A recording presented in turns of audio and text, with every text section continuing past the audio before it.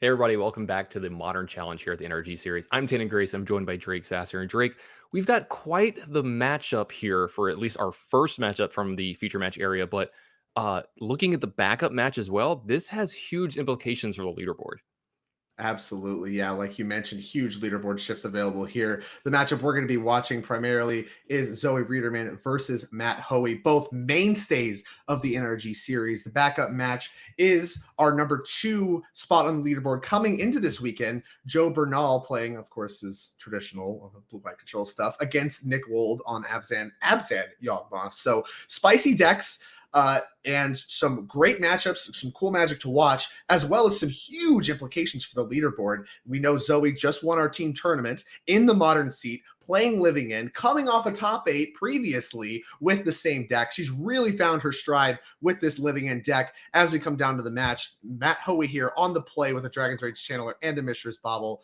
Both players kept hands, and we are ready to go. Both these players, I'm sure, intimately familiar with each other's play patterns and deck lists, like I said, mainstays on the NRG series.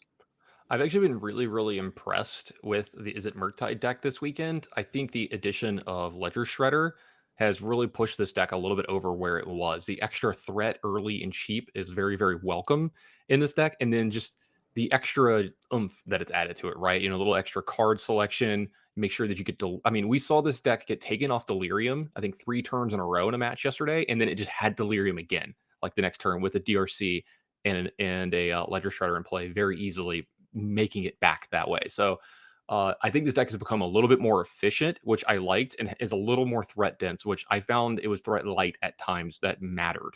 So I I can't really agree with you more. liked We saw things like Brazen Borrower trying to help that out, but Ledger Shredder, like you mentioned, a very obvious include. The only real question it seems like players are asking themselves is how many and what to cut. Yeah. We've seen things as wild as Murktide Regent being cut in deck lists that we've put on screen for Ledger Shredders. You don't want to flood on creatures, but Murktide Regent, obviously the name of the deck, namesake, cutting those for Ledger Shredders, I think is certainly a testament to the power level of the card, as we see Dragon's Rage Channeler kind of putting in some work with these surveils. Looks like Matt Hoey's liked a lot of the options, though. Not only artifact and land in the graveyard. Kind of weird, as we see an expressive iteration here as a follow-up. Now, this is on turn 2. Yeah, so this is going to put sorcery in the yard and then Ben Brazen Borrower to enable Delirium on turn 2. Yeah, so this will add that that extra couple cards to the graveyard and get the Delirium, like you said. Looking at the deck list, it does look like he did end up cutting one of the Murktide, so he's down to 3 total. One of them is in the 3 cards here, so if it's not added to Hoey's hand, that will be another Murktide down.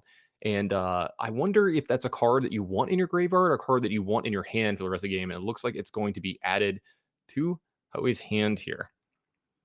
Yeah, I mean, Dragon's Rage Channeler presenting a 3/3 on turn 2.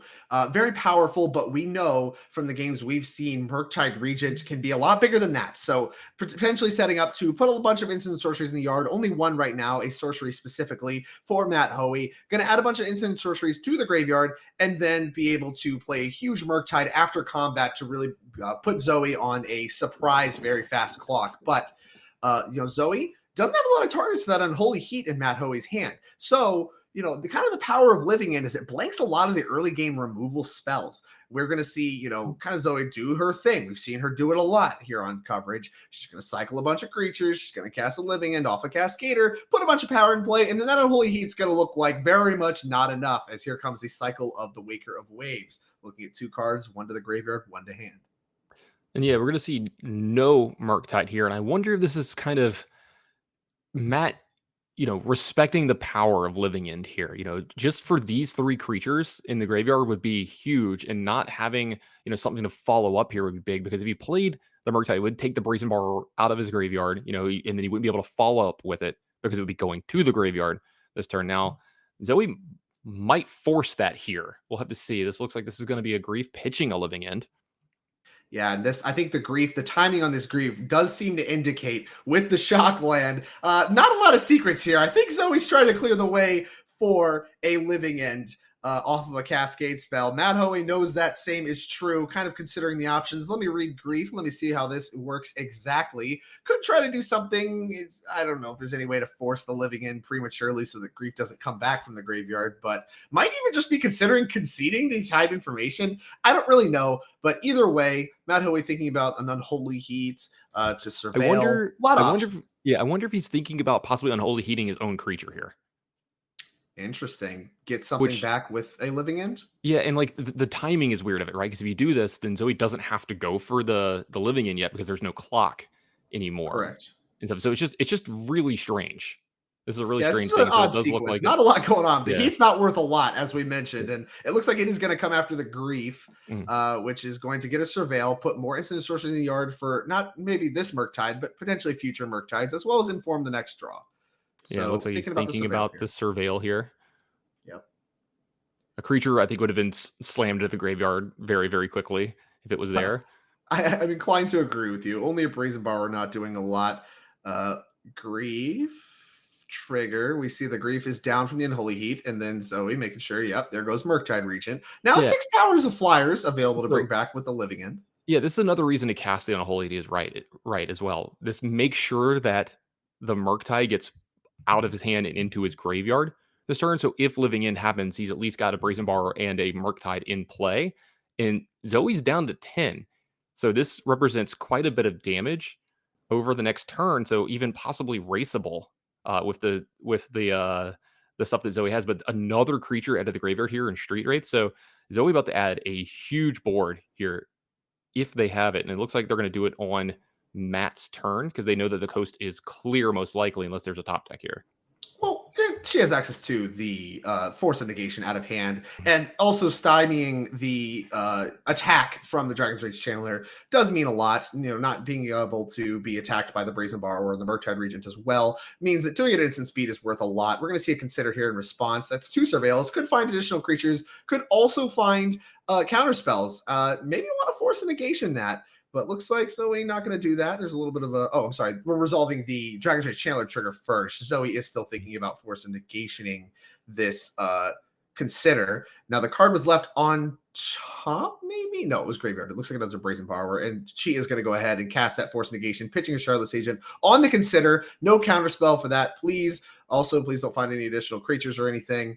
And here comes Brazen Borrower and Murktide Regent. Actually, Now there is a... Is it There is a Waker in play, so don't forget, I think, 1 less power for Matt's creatures here while this is in play as well. And this does look like this would be a lethal attack from Zoe's. Also, Matt in a world of hurt here. Let's see if we can find a way through this. 7, 10, yeah. plus 6. It looks like Matt goes to 1.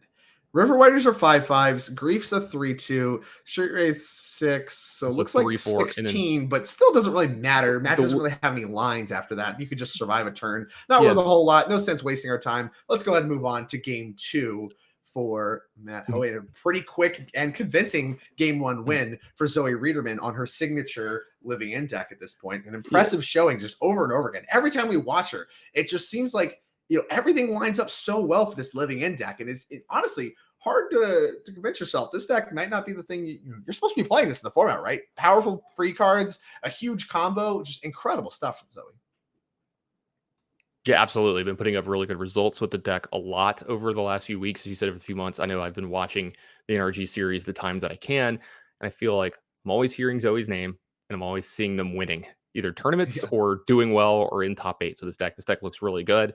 I think about the last 4 months, we've realized this is one of the things you should be doing in this format. It's really robust, really powerful. The fact that you get to really leverage grief and you get to really leverage your opening hands. The fact that you don't have to have Living End or even a Cascader in your opening hands to keep them is a huge thing for this deck because it gets, so many more hands that you can keep early game because of the fact that almost every one of your cards replaces itself while also that is what you're trying to do with your deck is to put the creatures in your graveyard with cycling. So, this deck's really powerful and really hard to play against as well.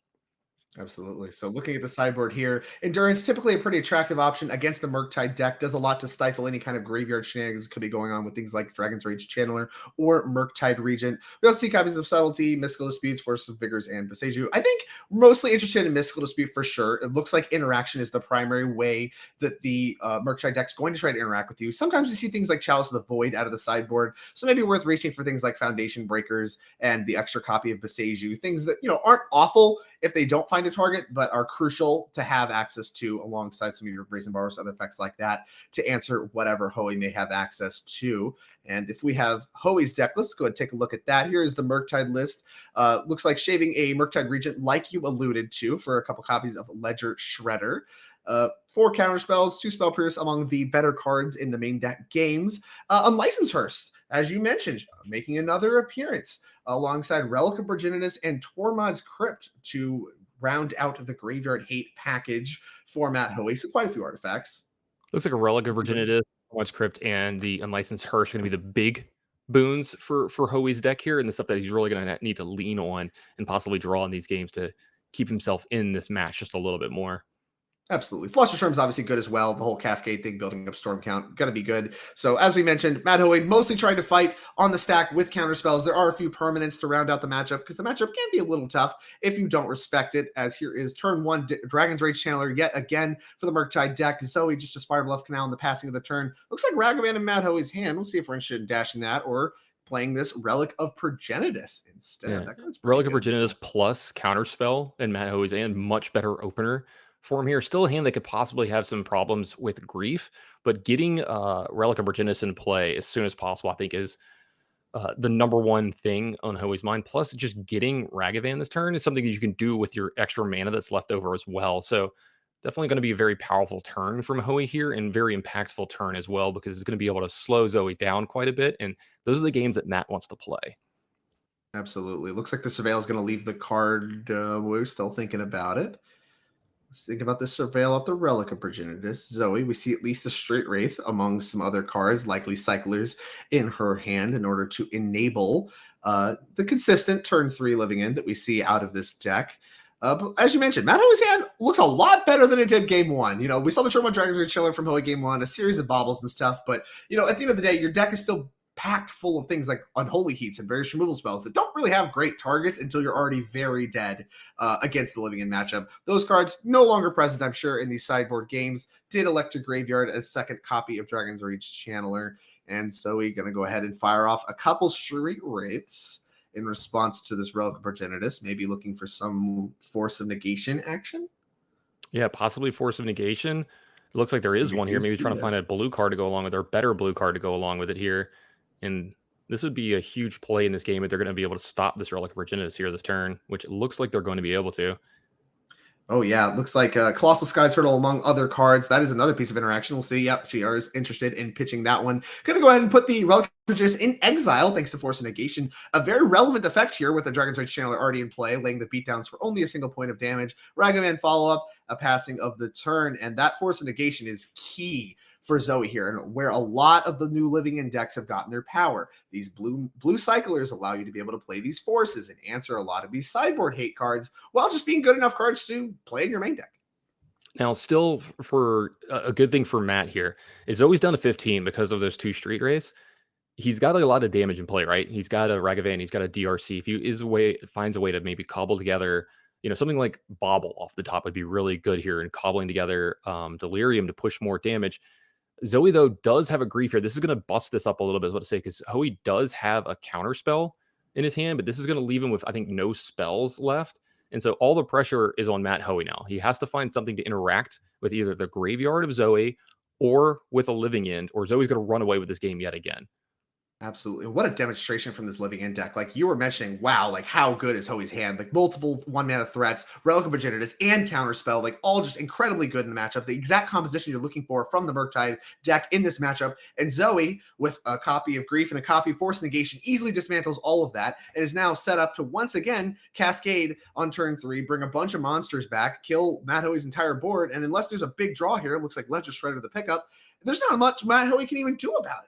Yeah, now the thing is, I haven't seen all of Zoe's hand, but I do think that they don't have access to living end here. Like, I don't think there's a cascade effect or a way to get living end happening. So we'll see. This is pretty big for Matt. And here's the thing: I think you have to play the Ledger Shredder here because you have to act. It's weird. if Living End happens, you're just going to die. I mean, that's what's going to Right. happen. You have no way to stop it here, and I don't think Zoe's going to respect a bluff here either. You know, if you just Exactly. leave up Like, what are mana, you gonna like do? Not cast your spells? Absolutely yeah, not. And Hoey, I mean, once you've already tapped your 2 lands like you did there, there's no sense rewinding it and thinking right. about a bluff. You kind of have to just like really posture like it anyway, and just a quick pass of the turn. And Curator of Mysteries, the pickup off the top. Looks like you may be correct. Botanical Sanctum, among other lands, consulting the graveyard to see if there's anything worth regrowthing with the channel ability of Colossal Skyturtle. Mhm. Besieger, Curator, Mysteries, Colossal Skyturtle appears to be the 3 cards we have access to. And So I think Zoe, Colossal literally Skyturtle one is going to cascade away. And I think Skytour is going to be really impactful here in the fact that you're going to see the ability of bounce something here, in the fact that Okay. just they need to gain life, right? Like Zoe needs to not die here over the next couple turns because her life total is down to 10, and this is an attack for quite a bit here. Yeah, these aren't the biggest powered creatures ever, but this is putting enough pressure on that if you draw a few more lands, you're going to lose this game to just good old fashioned taking damage. Does look like Right. Zoe might do this end of turn as well to keep a creature off the board for maybe multiple turns here. We'll Maybe. see. Ragavan has the most power, and that card can have haste, the dash Mhm. ability, and she keeps grabbing her graveyard. I have to wonder if she's looking at cyclers. No, it looks like we're going to lead off in the Curator Mystery cycle. That's going to find a land. So maybe now the bounce is going to come into play. Yeah, we'll see. Maybe she's thinking about trying to grab, return one of the cards to her hand. Does look like they're going to hold on to the Sky Turtle just a little bit here, maybe prevent some of that damage like we talked about, stop some of And that Violent too. Oh, we got Outburst a is the Violent Outburst. draw. Oh, wow. That's a It's a pretty huge good draw. one. I think that's a dinger. Yeah, Is and a tap Hoey left land. over with 2 lands here. Let's see how Zoe wants to time this. Do you want to do it now, or do you want to wait to see if Hoey draws another card and maybe draws a counter spell? So it I does think look I'm like it's going to interested be in upkeep. upkeep. Yeah. Yeah, and that is the time to do it. And Matt staring at a pair of lands. That means this Living End. I mean, he's reaching for it, probably nervous. Please, no counter spell. Matt does not have a counter spell. Here's a Ledger Shredder trigger, please. And Oh, it's Spirebluff all Canal is lands. not going to do it. And there goes 3 creatures from Matt Hoey. Gonna get a Dragon's Rage Channeler for his trouble, but Zoe, I'm certainly getting the better end of the deal, as is the design of the deck. And there goes all of Matt Hoey's creatures. Here comes a Dragon's Rage Channeler, and here comes a pile of goodies for Zoe Riederman. Now, is there a flyer among these? Oh yeah, Curator of Mystery is a nice Curative Mysteries, 4/4 okay, is in there, flyer. right? Okay, and And Hoey Matt shows Hoey off the showing lands. 2 lands. Yep, Yeah. nothing. They're bad. I was supposed to see if Matt had an out from here. I don't think he does. He drew another land. So, very frustrating loss from Matt here. Very good opening hand, but as you've seen with the Living in deck in the past, it's very, very good at being resilient and playing through the hate. You know, cards like Force of Negation, very good at stopping some of these things like Relic Virginitas, before they happen. And then Grief is a very proactive way to see if not only take cards that stop you from doing what you're doing, or just to see if the coast is clear, to see if you can play one of your stuff. And do they have a counterspell? Do they have a Force of Negation? So if they do, you get to take it. And if not, you get to just go off knowing that, hey, they don't have anything to stop me. So it allows you to know whether you need to kind of sandbag and take the game a little longer, or if you can go off with like just 2 or 3 creatures in your graveyard, like we've seen Zoe do in the past, and that can be enough. Absolutely. And there's certainly some tension there with, when to fire it off, exactly the timing, especially with cards like, Force of Negation, Endurance, various other pitch cards that you could be playing against that are actively good against you. A lot of things to consider when you're in the Living in spot. And that's why I think the deck is actually particularly difficult to pilot. You need to know, when not to overboard. It's really attractive to board and everything and try to have all your bases covered. But Force of Negation and Grief do a lot to cover a lot of the problems. And we really saw that in action in game 2 there. Matt Hoey had a fantastic hand. I mean, a snap keep. Nobody's mulliganing that hand ever. So Mhm. instead, you see what was an extremely powerful hand dismantled. The clock, not quite good enough to, kind of make up for the fact that those cards aren't working in the face of Zoe's cards. And even with no access to Living End, the density of cyclers the Living End deck has to find the Living Ends means that, she eventually found one. She just needs a little bit of time. So an impressive showing. Zoe does it again and again after winning the team tournament in the Modern seat today, already off to an impressive start. We're already, we have 2 rounds left. It's hard not to start thinking about some top 8 prospects if you're in Zoe Riederman's spot with a win here in round 7. And that's going to do a lot for her position on the leaderboard.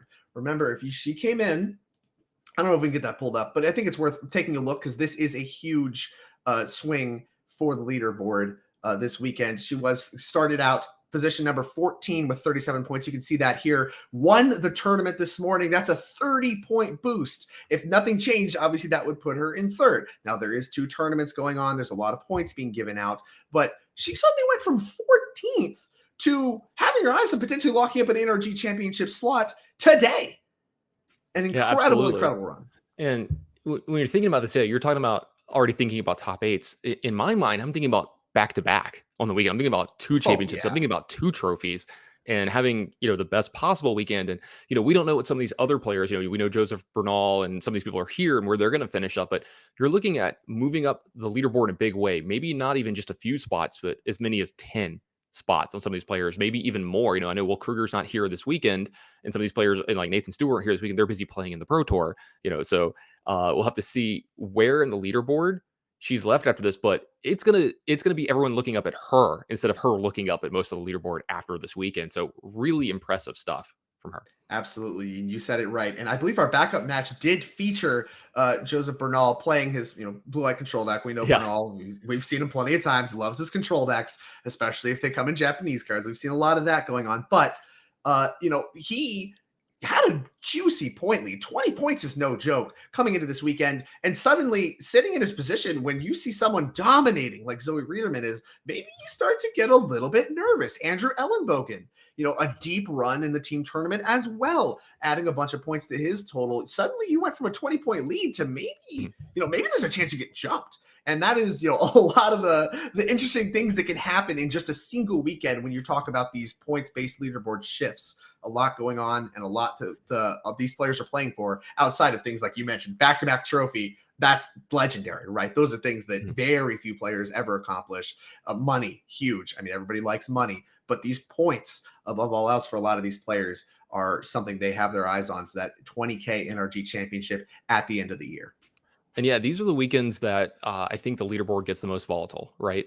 When you have a team event and then an individual event as well, any of the teams that do well, if the thing is, the better players are generally going to team with the better players. So some of the higher people on the list are all friends with each other. They see each other every weekend. They generally form teams. So what's going to happen is they're going to do well in the tournament, right? They're going to top 8. They're going to top 4. They're going to win. Like we saw a lot of them today. So you're going to see a lot of them catapult to the leaderboard at the same time. So the leaderboard can start to shift way more drastically than when, hey, 1 or 2 of the people on the leaderboard made a top 8 this weekend. Now you're looking at 6 or 9 of them making top 8s, getting a lot of points in a big way, but all at once from these top events. And then we can't understate how important it is and how impactful it is when you win the tournament, because you get to play the next day. You get to, or it's still the same day, but you get to play in the Sunday tournament and you're rewarded buys for the rounds that have already happened. So sometimes you don't have to play round 1 or 2. So you get a little bit of a leg up as well on the next tournament. Your tiebreakers are better. You're obviously you've got wins, so you've got less rounds to play and less variants to play with. So it's such a huge, I think that these are the most impactful weekends on the NRG championship board. And you're seeing it happen in real time here. And so, the leaderboard's going to be nuts after this weekend. And I love seeing the chaos. Oh yeah, absolutely. Can't agree with you enough. And you know better than most, your team tournament success is renowned. Sure. But we are, of course, I did allude, we do have a backup match. So I think we're going to move to that match live. Now remember, Joseph Bernal, Azorius Control, when that deck's winning the game, it takes a little bit of time. So we are going to actually go directly into that match live in game 2 in about a minute. Before we do, I want to talk a little bit about the decks that we're going to be seeing there. I did mention, I keep talking about over and over again, Joseph Bernal, blue-white control, no surprise there. Kahira is a companion, ton of planeswalkers, the typical stuff you see out of blue-white control deck in Modern. His opponent, Nick Wold, on Abzan Yogmoth, which it looks like we're getting a live look here into game 2. Going to take a look real quick to see what is white for. It's labeled Abzan. We do see a copy of Temple Garden featured. Are we just looking at sideboard cards here? Kataki War's Wage, Knight of Autumn among the crew, Sanctifier in Vec. Interesting. It looks like just for a toolbox in the sideboard. Speaking of toolbox, it looks like we have an Eldritch Evolution on a Wall of Roots here. So let's see exactly how big and powerful of a turn Nick's having here.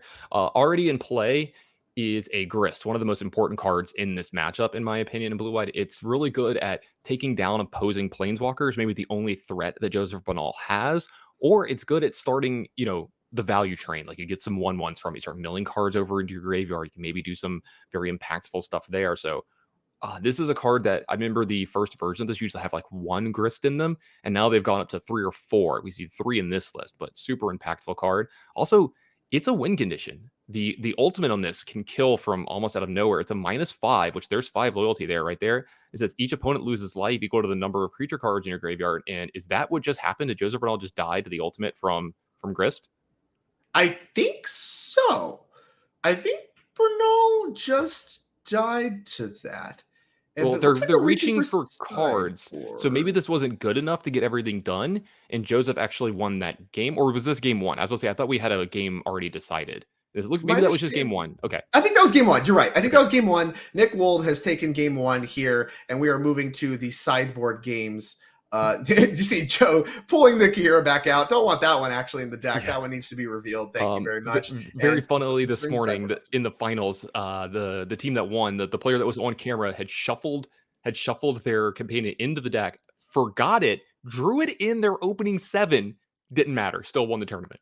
Absolutely. That it did the best thing that card can possibly do, Tannen. It got discarded to Ledger Shredder. There you go. So there you go. The way we drew it up, that's probably where you wanted to do with it anyway. Gigantha, not normally the most attractive companion to cast, but does serve its purpose as a piece of cardboard that is not a land when it comes to Ledger Sure. Shredder. So, sometimes you can just shuffle your companion and it just never matters. Yeah. But I think in general, you'd rather have that one in the companion zone. It's been a while for a lot of us playing in paper, and that's done for me online. Like, my companion's always just there. I Oh, yeah. guarantee you the first time I play with a companion in paper, I'm probably shuffling it into my deck. And let's be real, might be doing it the second time. Let's go ahead and take a look at the other deck list from this. It looks like we're going to take a look at the Abzan Yogmoth deck. And like you said, I don't think there's any white cards main, but there is that sideboard kind of toolbox thing that we've got going on over here. I'm having a problem reading some of this. I'm going to look over here on this other side.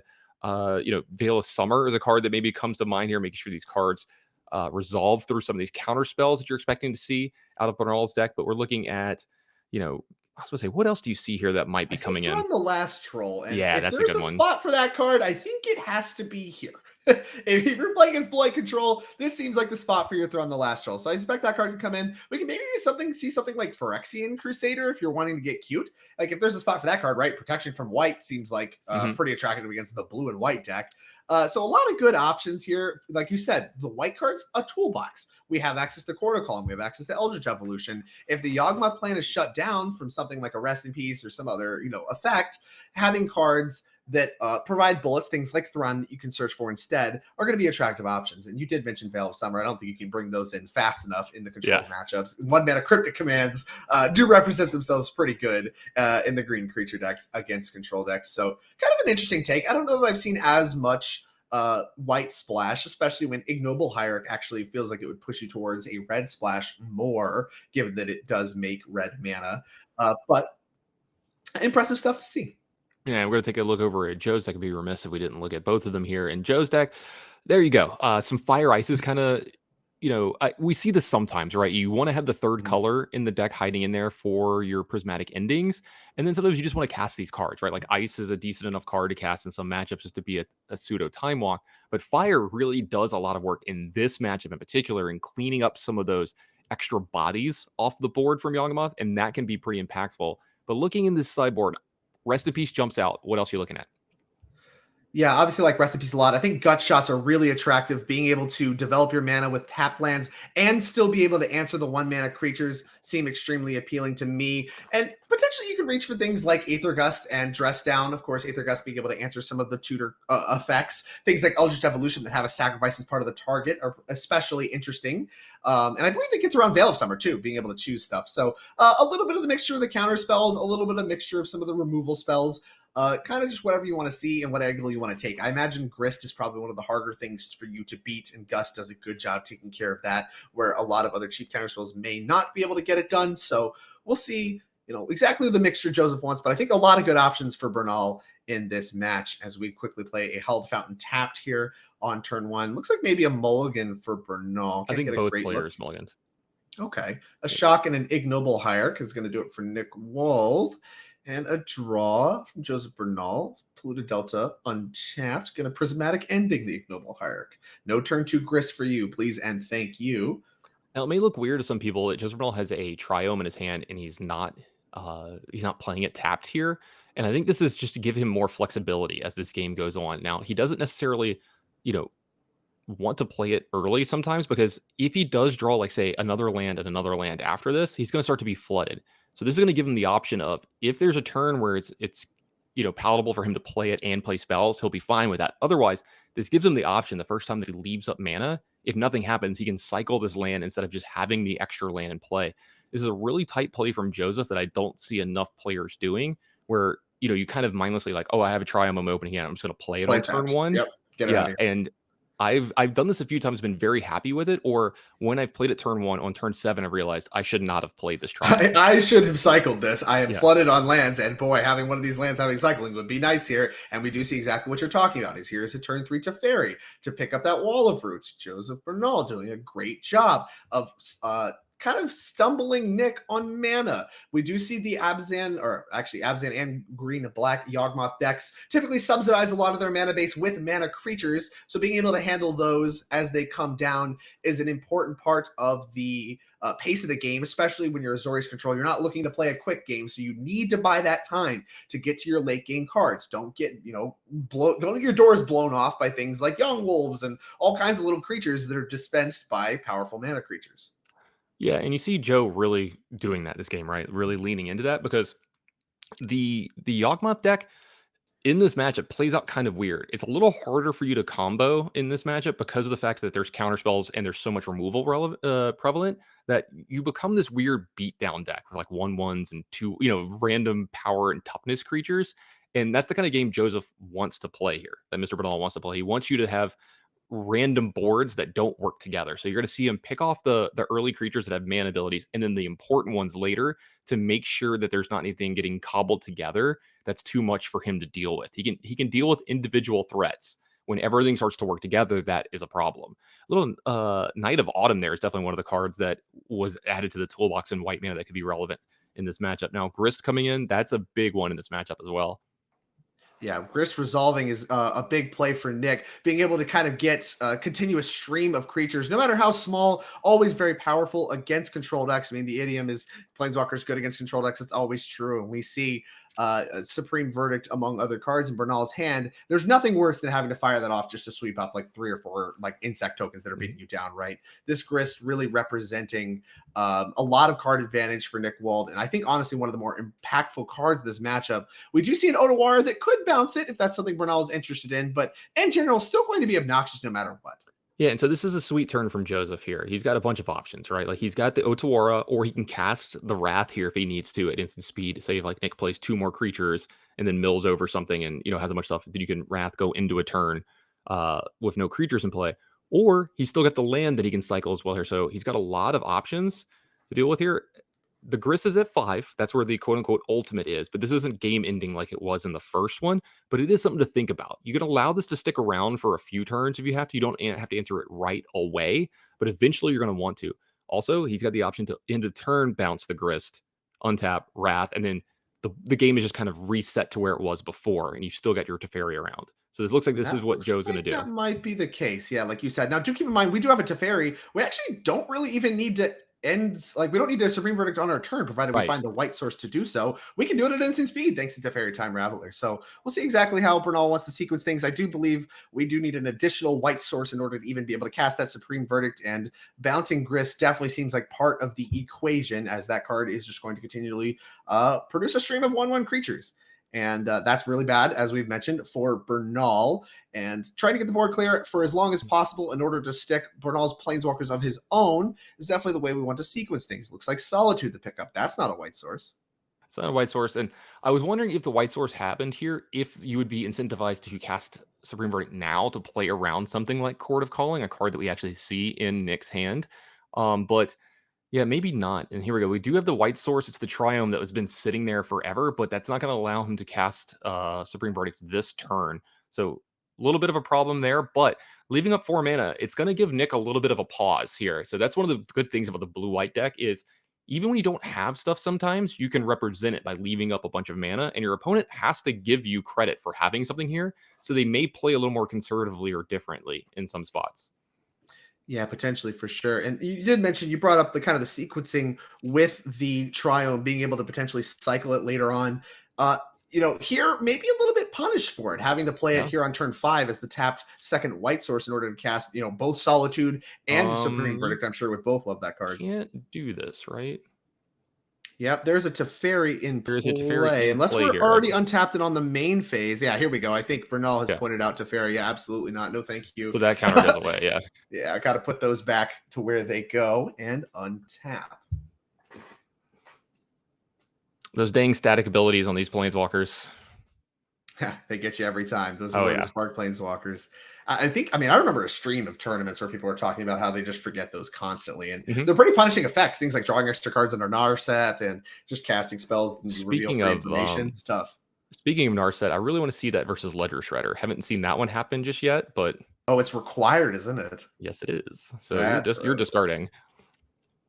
Absolutely. Here's a Strangleroot Geist, that full art promo from back in the day. That card does have haste, and we are coming at the Teferi. I believe all 4 are coming at the Teferi there. Make sure it dies. Court of Calling, still in hand, now can be cast at instant speed. I'm sure that's something Nick Wold is quite interested in. We'll see what Bernal has to say about it. We do know there's a Supreme Verdict that now is online as soon as Bernal gets to untap. Second white source was missing, now untapped and ready to go. Solitude.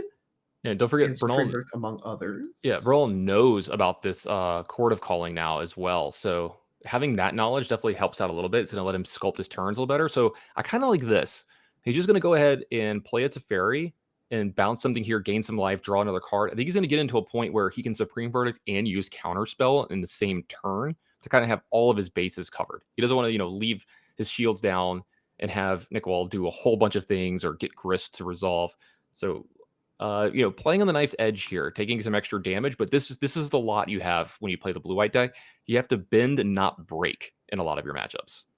I agree. And the counterspell, the pickup for the turn, I think actually dictates Teferi is a really good play, right? Once you know about Cord, you can just play Teferi and it's like, well, I want to use my mana. So Nick's going to jam the Court of Calling right into the counterspell that was drawn for turn by Bernal. And then suddenly, like you said, Teferi's still going to happen, and forcing that action with the Cord right then and there, right into the counterspell means that, that Supreme Verdict is going to get better. And overall, I think that just shaped up to be a really nice turn, whereas Counterspell, maybe could be a little bit awkward to line up because you're incentivized to cast that Supreme Verdict. But knowing about that Cord makes this Teferi play make a lot more sense. Another Counterspell off the top here from Joseph as well. So that play still reasonable for him next turn. Still something he's able possibly to do here. So it looks like we're going to get that Strangleroot Geist back down again here. Absolutely. Card, Strangleroot Geist, among many of the Yawgmoth deck's creatures that do prove to be resilient against Supreme Verdict. Typically one of the banes of creature decks in any given format is the dynamic of white sweepers versus, things like little green creatures. But the undying ability of both Young Wolf and, things like Jarl's Messenger too, but mostly Strangleroot Geist and Young Wolf is going to prove to be quite a beating for Supreme Verdict, as here comes Yawgmoth. No sacrifice. Pass the turn back. Supreme Verdict suddenly looking pretty bad, as that looks like a draw 5 for Nick Wold. Yeah, I was going to say the Yawgmoth is one of the punishing cards this line, but Joseph in a spot where he's doing what he has to do here. A land off the top would have made this turn a lot easier. Now it's a little bit more difficult, like you said. Not sure what to do with this Yawgmoth. It looks like we're going to buy Kahira back to hand, so this gives him a card that he can pitch to the Solitude while leaving up Counterspell. This is a big play again for Joseph here, really pacing this game in ways that let him maximize the cards in his hand. Yeah, not a huge clock from Nick, as we said. Been doing a lot of things with Teferi in order to keep pressure off the table. These insects, annoying. There's a lot of creatures in play, but they don't kill Joseph Bernal very quickly. It looks like the Solitude is going to...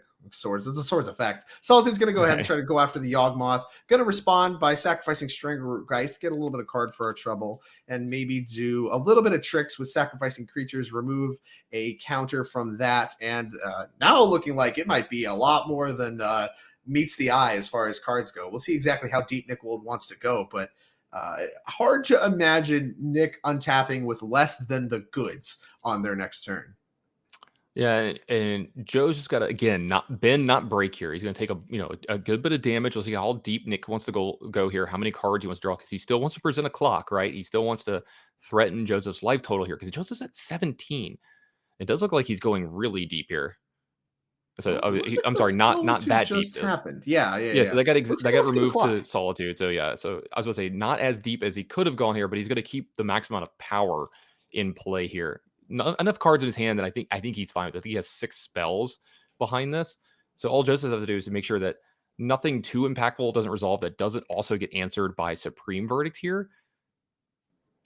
Absolutely. Nurturing Peatland added to the mixture of lands. Young Wolf deployed. Looks like Endurance, Court of Calling, a Verdant Catacombs, and a Grist among the options that Nick has. And we do know about a counterspell. I have to imagine counterspell on Nick's radar as well, given the arrangement of lands here, looking at 2 open blue mana. Hard not to have counterspell on your radar. Do have access to 7 mana. If you're casting Court of Calling, that number goes up by 3 more. So we'll see exactly what sequence Nick wants to do. But I have to imagine you want to try to tax this counterspell with 2 spells that need to be countered. Yeah, I think Nick's just trying to figure out how he wants to pace this, right? Like he could play Grist here, but it plays into counterspell too well. You've got a decent board here. And right now, Joseph missed a land drop, so he can't Supreme Verdict you plus counterspell you. And it does look like he's going to miss yet again on this. And you've got Endurance in your hand. So if something like Supreme Verdict happened, you can end of turn Endurance, continue to attack Joseph, and then follow that up with Grist. And that's a little bit more advantageous, I think, in Nick's seat than just running into a counterspell and then giving Joseph priority on his own turn with all of your mana down. So it looks like this is going to be the Endurance from Bernal. Endurance on instep, the ATB ability, not super relevant, but the extra attacker starting to look extremely relevant as Bernal's life total begins to dwindle away. And this is like we alluded to earlier in the game, right? Like we saw like a mini combo turn, but not like the infinite or kill you combos from Yawgmoth. You saw pretty much like a value combo turn because this game is going to turn into Nick's going to attack you. It's a weird game of limited now. He's going to attack you with like the rabble stuff that he have, the rabble razzle, like random 1/1s, 3/4s, and 2/1s and 3/2s that he's got.